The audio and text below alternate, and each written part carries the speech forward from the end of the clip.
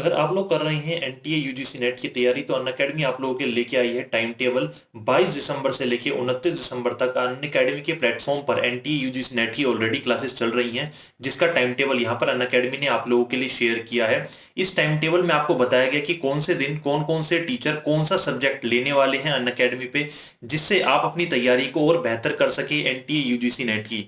NTA UGC net Unacademy का एक top course है जिसमें बहुत सारे बच्चे एनरोल करते हैं हर साल, और इस साल बहुत सारे बच्चों ने कामयाबी हासिल की है एनटीए यूजीसी नेट में एनरोल करके। तो आप लोग भी अगर चाहते हैं कि आप लोग भी एनटीए यूजीसी नेट को क्रैक करें तो आप लोगों को अनअकैडमी के बेहतरीन प्लेटफॉर्म पर जरूर आना चाहिए, आपको सब्सक्राइब करना चाहिए। अनअकैडमी एक अलर्ट यहाँ पर आपको दे रहा है कि भाई क्योंकि हाई डिमांड चल रही है तो फिलहाल इन्होंने अपने जो प्राइस हाई के करने वाले थे उसे थोड़ा एक्सटेंड कर दिया है बाय अ वीक। तो आप लोग जल्दी से सब्सक्रिप्शन ले लीजिए, अदरवाइज जो प्राइस है वो हाइक हो जाएंगे, उसके बाद कोई कुछ नहीं कर पाएगा। तो आप लोग अगर अभी के प्राइसेस पर अनअकैडमी का एनटीए यूजीसी नेट का सब्सक्रिप्शन लेना चाहते हैं तो आप लोग कोड यूज कीजिए एड्यूफ्लिक्स, जी हाँ EDUFLIX, जो कि हमारे चैनल का नाम है। एड्यूफ्लिक्स कोड यूज करके आपको सीधे 10% का ऑफ मिल जाएगा ऑन दी करंट प्राइजेस, और आपको कोई भी एक्स्ट्रा पैसे खर्च करने की जरूरत नहीं है, क्योंकि अनअकैडमी पे हैं इंडिया के टॉप एजुकेटर जो आपको हर तरह का एनटीए यूजीसी नेट से रिलेटेड जो भी क्वेरीज है वो आपको सॉल्व करके देंगे और आपकी प्रिपरेशन को और बूस्ट देंगे। Thank you very much. Hello everyone, this is Sachin Misal from Eduflix, और आज हम लोग पढ़ने वाले हैं क्लास 10th का एक बहुत ही important topic chapter political parties से। जी हाँ, इस टॉपिक का नाम है चैलेंजेस टू पॉलिटिकल पार्टीज। तो भी आज के ज़माने में कौन कौन सी चुनौतियां हैं हमारे राजनीतिक दलों के सामने, यानी पॉलिटिकल पार्टीज के सामने, यही आज हम टॉपिक पढ़ने वाले हैं। ये टॉपिक नॉर्मली 3 नंबर में और 5 नंबर में आपके सामने आता है, बट आपकी बुक के अंदर सिर्फ 4 ही पॉइंट इस टॉपिक के दिए हुए हैं। तो नॉर्मली 3 नंबर में इसके आने के ज़्यादा चांसेस होते हैं, क्योंकि 3 नंबर में 4 point in more than enough होते हैं। इन चारों पॉइंट को आज की इस वीडियो के अंदर हम लोग डिस्कस करने वाले हैं और देखते हैं ये 4 पॉइंट कौन कौन से हैं। मेरी कोशिश ये रहेगी कि इस वीडियो को देखने के बाद आप इन 4 पॉइंट को अच्छे से समझ जाएं और आपको इसे दोबारा कभी पढ़ने की ज़रूरत ना पड़े। तो चलिए शुरू करते हैं। तो भाई सबसे पहला चैलेंज क्या है, सबसे पहली चुनौती क्या है? सबसे पहली चुनौती है lack of internal democracy within the parties. आज के टाइम में जो पॉलिटिकल पार्टीज हैं उनमें क्या होता है भाई, इंटरनल डेमोक्रेसी नहीं है। जो पार्टी के टॉप लीडर हैं वो नीचे वालों से पूछते ही नहीं है क्या करना है क्या नहीं करना, चलो वोटिंग कर लेते हैं, सब लोग मिलके फैसला करते हैं। नहीं, आजकल क्या हो गया, पॉलिटिकल पार्टीज में जो टॉप के लोग बैठे हुए हैं 5-10 लोग 20 लोग, वही सारे डिसीजन खुद ब खुद ले लेते हैं और पूरी पार्टी पे थोप देते हैं। उस पूरी पार्टी को फिर उस डिसीजन के साथ चलना पड़ता है। पार्टी के अंदर जो वॉलंटियर्स हैं, जो दिन रात मेहनत करते हैं पार्टी को जितवाने के लिए, चुनाव में प्रचार करते हैं, असल में उनसे पूछा नहीं जाता किसी भी डिसीजन को लेने से पहले। तो ये कहा जा सकता है कि आज के टाइम में जो पॉलिटिकल पार्टीज हैं उनके अंदर इंटरनल डेमोक्रेसी बिल्कुल खत्म हो चुका है। आंतरिक लोकतंत्र पूरी तरह से खत्म हो चुका है। बहुत कम पॉलिटिकल पार्टी ऐसी है जहां पर यह सब होता है। तो चलिए सेकंड चैलेंज की बात करते हैं। भाई दूसरी चुनौती क्या है आज की राजनीतिक दलों के सामने? तो सेकंड चैलेंज है डायनेस्टिक सक्सेशन। भाई ये चैलेंज जो है ना, ये बहुत ज़्यादा परेशानी वाला है, क्योंकि एक तरह का नेपोटिज्म है। होता क्या है, आज के टाइम में कोई एक पॉलिटिकल पार्टी का लीडर है, कोई प्रेसिडेंट है किसी पॉलिटिकल पार्टी का, जैसे ही उसकी डेथ हो जाती है वो अपने बेटे को अगला प्रेसिडेंट बनाता है, फिर वो अपने बेटे को बनाता है, फिर वो अपने बेटे को बनाता है, और ऐसा चलता रहता है।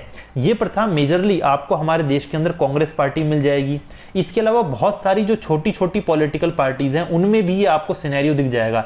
चाहे हम शिवसेना की बात करें, चाहे हम यूपी के अंदर समाजवादी पार्टी की बात करें, चाहे हम बिहार के अंदर आरजेडी लालू प्रसाद यादव की बात करें, हर पॉलिटिकल पार्टी आजकल एक व्यक्ति के चारों ओर चल रही है और वही व्यक्ति अपने बाद अपने बेटे को अगला मुख्यमंत्री पद का दावेदार, अगला प्रधानमंत्री के लिए या अगला पार्टी का नेता बना के जाता है। तो बेसिकली क्या हो गया, आजकल डायनेस्टिक सक्सेशन है। पहले एक राजा के बाद दूसरा राजा आता था ना, उसी तरह से आजकल पॉलिटिकल पार्टीज में ये हो गया है कि एक नेता अपने बेटे को पहले से ही पॉलिटिक्स में सेटल करके जाता है। तो चलिए तीसरे की बात करते हैं। तीसरा चैलेंज क्या है?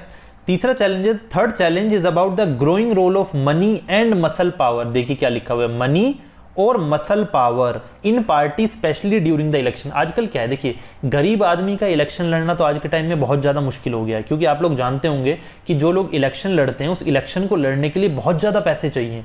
अपना चुनाव प्रचार करने के लिए टीवी पे ऐड देना है, पोस्टर लगाने हैं, आपकी रैली में लोग होने चाहिए, भोपू लगाना है जो बसता रहता है कि इस पार्टी को वोट दें, इस पार्टी को वोट दें, इन सब चीज़ों के लिए चाहिए होता है पैसा, बहुत सारा पैसा। तो आज के टाइम में तो भाई पैसे का इन्फ्लुएंस इतना ज़्यादा हो गया है कि गरीब आदमी अगर चाहे चुनाव लड़ना तो लड़ ही नहीं सकता।